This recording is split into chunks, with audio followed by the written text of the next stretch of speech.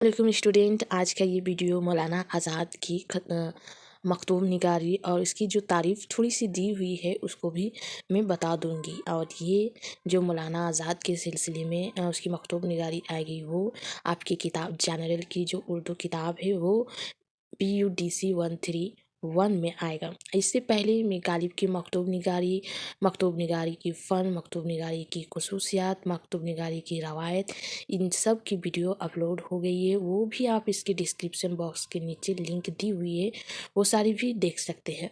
इसका जो एग्ज़ाम है वो दिसंबर 30 या 31 शायद ऐसी कुछ है। वो आप लोग को पता ही होगा, आप लोगों के पास थोड़ा टाइम है तो इन सब के बारे में आप देखना शुरू कर दीजिए, है ना।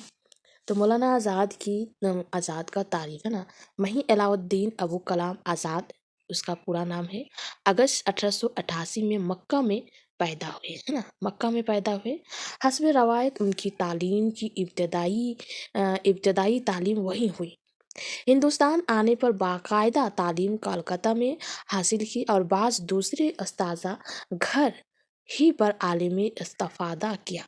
मौलाना आज़ाद ने किसी मदरसा में तालीम नहीं हासिल की, बल्कि उनके वालिद ने खुद उन्हें उर्दू, फ़ारसी, अरबी और दियानियात की बुनियादी किताबें पढ़ाई। मौलाना आज़ाद की ज़हनियत खुदा दाद थी और हाफिज़ गज़ब का था। कम उम्र ही में मशरकी उलूम में महारत हासिल कर ली। सहाफ़त की मैदान में कदम रखा तो अल हलाल और अल बलाल के जरिया खूब गफलत में सरशार कौम को बेदार करने का फरीज़ा अंजाम दिया। अपनी 16 बहार तकरीरों के जरिया मुर्दा कौम में रूह होगी सियासी बशीरत का ये आलम को बेदार करने का फरीज़ा अंजाम दिया। अपनी 16 बहार तकरीरों के जरिया, है ना, रूह फूक दिया और सियासी बशीरत का ये आलम के महात्मा गांधी अहम मामलात में मशवरा लेते। जब हब वतनी का जज्बा ऐसा कि तकसीम हिंद के लिए किस तरह तैयार नहीं थे। कुर्बानी की ऐसी मिसाल कि मुजाहिदीन आज़ादी में सबसे ज़्यादा जेल की मशक्क़तें उनके हिस्से में आए। तहरीक आज़ादी के जरिया मुल्क को आज़ाद कराने में नुमायाँ किरदार अदा किया। कलम व कर ताज से रिश्ता कायम किया तो गुब्बारे खातिर, तर्जुमा अल कुरान और तज़किरा जैसी शाहकार तशन्नुफ़ पेश की। हिंदुस्तान की आज़ादी के बाद हुकूमत हिंद के पहले वज़ीर तालीम हुए और 1958 में दिल्ली में इंतकाल हुई, है ना। ये सारी इसकी तारीफ में लिखी हुई है। सबसे पहले है कि अबू कलाम आज़ाद जो है वो मक्का में पैदा हुए और 1888 में, है ना, 1888 में इसकी जो बुनियादी तालीम मतलब अरबिक जो उर्दू कवायद है ना, ये सारी चीज़ें जो बुनियादी तालीम होती है अरबी दीनी दुनियात की, वो उनकी जो फादर थे उसी ने उसको पढ़ाए थे और वो बहुत जल्द कुरान हाफिज़ हो गए थे। और उसकी तसन्नुफ़ में अल हलाल और अल बलाग बहुत ही मशहूर हुए। अब उसके बाद उसने गुब्बारे खातिन में तर्जुमा कुरान किया जो पूरी हिंदुस्तान के लिए शाहकार हो गए। और हिंदुस्तान जब आज़ाद हो गए तो वज़ीर तालीम उसको बनाया गया। उसके बाद है मौलाना अबू कलाम आज़ाद की मखतूम निगारी, क्यों ना कि वो जब जेल गए तो वहाँ से वो ख़त लिखा करते थे। वही ख़त जो है कितनी ज़्यादा मशहूर हो गए और बाद में भी काफ़ी खतूत लिखे, है ना। तो सियासी व मजहबी हैसियत से मौलाना आज़ाद की शख्सियत यकीनन मतनाज़ है, लेकिन उनकी अदबी आज़मत और अनफरादियत का एतराफ़ हर मकतबा फ़िक्र को है। अल हलाल व अल बलाग के बुलंद पाया मज़ामीन, तर्जुमान अल कुरान के हुक्माना व बलीगाना नुक्ते और गुब्बारे खातिर की शक्ल में इंशिया की खुसूसियात रखने वाले खतूत उर्दू अदब में अपना एक इम्तियाजी मकाम रखते हैं।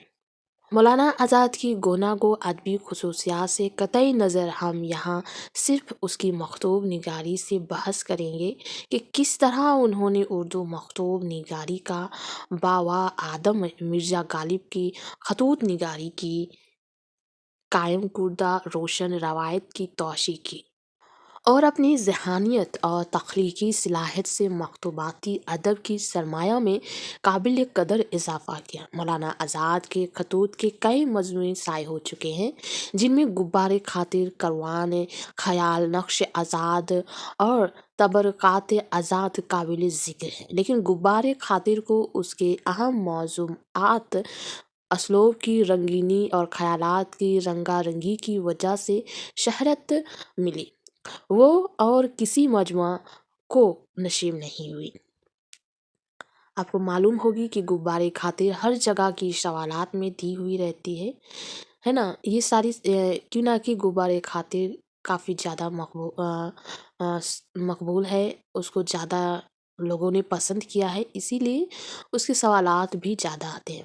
اس میں 5 نمبر کا جو سوال ہوتے ہیں وہ آنے کا اس میں چانس رہتا ہے کہ مولانا آزاد کی 5 خطوط کے مجموعے کے نام لکھے، تو اس میں دیکھیے غبار خاطر، کاروان خیال، نقش آزاد، تبرکات آزاد، غبار خاطر ہے نا، یہ سارے دیے ہوئے ہیں۔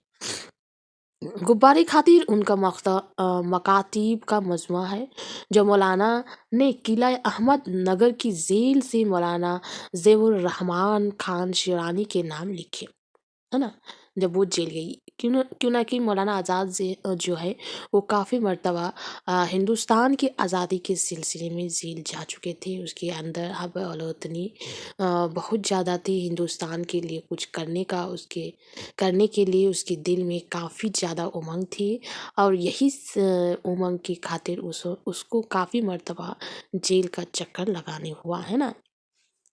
تو وہ جو غبار خاطر ہے وہ وہاں جب جیل میں تھے، احمد نگر کی جو جیل میں تھے، تب اس نے یہ خط مولانا زیب الرحمن خان شیرانی کے نام یہ خط لکھا۔ مولانا شیروانی ایک باذوق عالم اور قدر دان عالم و ادب تھے۔ مولانا آزاد نے ان کی ذہنی سطح اور ذوق کو سامنے رکھتے ہوئے اپنے خطوط میں عالمانہ باتیں لکھیں اور فلسفانہ مباحث کی طرف اشارہ کیے۔ ان کے خطوط میں شامل عالمی موضوعات اور فلسفیانہ خیالات کی بنیاد پر بعض اہل نظر نے ان خطوط کو مقالہ یا انشا کا نام دیا ہے۔ ان کے نزدیک خطوط آزاد میں برجستگی اور شگفتگی کے بجائے خستگی اور ثقالت کا احساس ہوتا ہے، لیکن اگر مکتوب عالیہ مطلب مولانا شیروانی کے مخصوص عالمانہ اور ان کے نکھرے ہوئے ادبی ذوق اور مولانا آزاد کی شعری رنگ و آہنگ سے آراستہ اسلوب کو سامنے رکھا جائے تو اہل نظر کی کم نظری واضح طور پر سامنے آ جائے گی۔ مولانا آزاد کی یہ خط مولانا شیروانی تک مطبوعہ شکل میں ہی میں پہنچی، یہ بھی خطوط نگاری کی تاریخ میں انوکھی مثال ہے۔ غبار خاطر در حقیقت ایک ایسا آئینہ ہے جس میں مولانا آزاد کی انفرادیت و ونیت، فلسفہ، نشاط و غم، مطالعہ فطرت، مجتہدانہ خیال، زندگی گزارنے کا بے پناہ حوصلہ اور ان کی ذاتی پسند و ناپسند سب کچھ نظر آتا ہے۔ اس میں آزاد ایک ایسا مفکر اور ادیب کی شکل میں ہمارے سامنے آتے ہیں جو اپنے قلم کی شہر کاری سے معمولی اور خاص موضوعات کو بھی شعری رنگ و آہنگ عطا کرنے کا ہنر جانتا ہے۔ مولانا آزاد کی دیگر تصانیف کا مطالعہ کرنے سے اندازہ ہوتا ہے کہ مولانا پرشکوہ اسلوب کے مالک تھے اور وہ عربی و فارسی آمیز زبان استعمال کرتے تھے، لیکن خطوط میں سادہ اور سلس زبان استعمال کی ہے۔ البتہ اردو، عربی اور فارسی کے اشعار کی کثرت سے مولانا شیروانی جیسا باذوق شخص تو محفوظ ہو سکتا ہے، لیکن عام قاری ان سے کس طرح مستفید मुफीद नहीं हो सकता।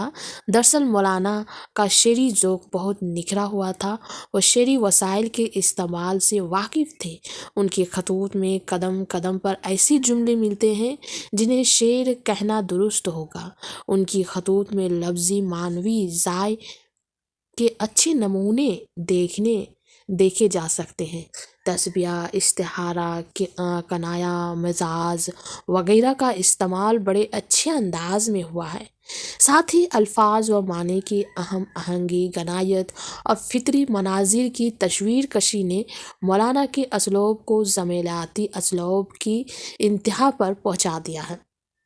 मौलाना आज़ाद की दिलकश असलूब की इन्हीं खूबियों से मुतासिर होकर नियाज़ फ़तेह पूरी लिखते हैं कि आपका लब व लहज़ा, आपका अंदाज़ व बयान, वाल्ला मुझे तो वो दाहे जान चाहता है। अगर आपकी ज़ुबान में कोई मुझे गालियाँ दे तो मैं उसको हर वक्त छेड़ा करूँ तो कुछ तो लगेगी देर सवाल व जवाब में, है ना। तो ये हो गई मौलाना अबू कलाम आज़ाद की मकतूब निगारी, और गालिब की मकतूब निगारी भी हो गई है। तो ये जो मकतूब का जो इकाई था वो पूरा हो गया। अगर आप सवाल 3 साल का या 2 साल का जो क्वेश्चन अपलोड किया हुआ है, अगर उसमें देखते हैं तो मकतूब का जो इकाई है उसमें से एक ना एक क्वेश्चन ज़रूर आया हुआ है। तो मकतूब के क्वेश्चन में ये सारी चीज़ें थी जो मकतूब का फ़न, मकतूब की रवायत, मकतूब की खुसूसियात, और गालिब की मकतूब निगारी और मौलाना आज़ाद की मकतूब निगारी। तो ये सारी जो जितने भी सवाल थे ये मैंने पूरा कर दिया।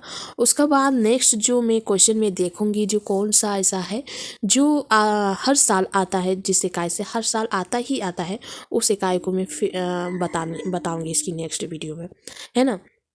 तो अभी आप लोगों को मकतूब के बारे में सारी चीज़ें पता चल गई होगी, और आप लोगों को लग रहा होगा ये जो जवाब है वो काफ़ी लंबा है मकतूब निगारी का। नहीं, अगर आपको 10 नंबर के लिए सवाल दिए हैं तो आपको 2 पेज लिखना ही है। 2 पेज के लिए आपको इतना तो ज़रूरी पढ़ने होगा, तब जाके आपको एग्ज़ाम के दौरान कुछ हद तक आप 2 पेज लिख सकेगा, है ना। इतना क्यों ना कि अगर नहीं लिखोगे, अगर नहीं पढ़ोगे ज़्यादा करके तो वहाँ पर बहुत कम लिख पाओगे अगर ज़्यादा नहीं पढ़ोगे।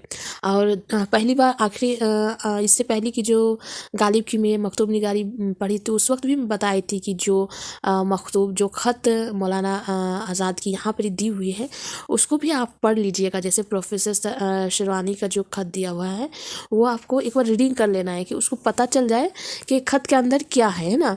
उसी तरह गालिब का जो ख़त दिया हुआ है वो भी आपको एक बार पढ़ लेना है, क्यों ना कि आपको ये एक चीज़ तो पता रहेगी कि ख़त के अंदर क्या है ना। तो अगर किसी तरह ऐसा हो गया कि ख़त का खुलासा दे दिया तो आपको कम से कम ये पता होगा कि ख़त के अंदर क्या है, तो आपको खुलासा लिखने में काफ़ी आसानी पेश आएगी, है ना। तो मैं ये सजेस्ट करूँगी कि आप एक बार ज़रूर ख़त को पढ़ लीजिए, है ना। अब बाकी सारी जो चीज़ें वो तो ज़रूरी है, ये जो उसकी खतूत निगारी है ना, खतूत निगारी की रवायत, खुसूसियात और फ़न, ये सारी चीज़ें तो इम्पोर्टेंस है ही। लेकिन मैं एक बार ये भी बताऊँगी कि उसकी जो ख़त दी हुई है उस ख़त को एक बार रीडिंग ज़रूर कर ले ताकि आपको पता चल जाए कि ख़त के अंदर क्या लिखा हुआ है ना। तो अगर बाय चांस ऐसा हो गया कि ख़त की खुलासा आ गया तो आपको जानकारी रहेगी कि ख़त में क्या था, है ना। तो इसकी जो नेक्स्ट इकाई है वो इकाई तो मैं बताऊंगी नहीं कि इकाई क्या है, क्या इकाई तो आपको पता ही होगी कि इसका नेक्स्ट इकाई में क्या है ना। तो लेकिन मैं क्वेश्चन देखूंगी कि क्वेश्चन में ये सारी हर क्वेश्चन में इस इकाई से क्वेश्चन आ रहा है कि नहीं, है ना। तो क्वेश्चन में अगर सब क्वेश्चन से मतलब 2 क्वेश्चन अगर मेरे पास है तो दोनों क्वेश्चन को मैं देखूंगी कि इस इकाई से क्वेश्चन आया है कि नहीं। अगर इस इकाई से क्वेश्चन आया है तो इस इकाई को मैं इसका नेक्स्ट वीडियो में बताऊँगी।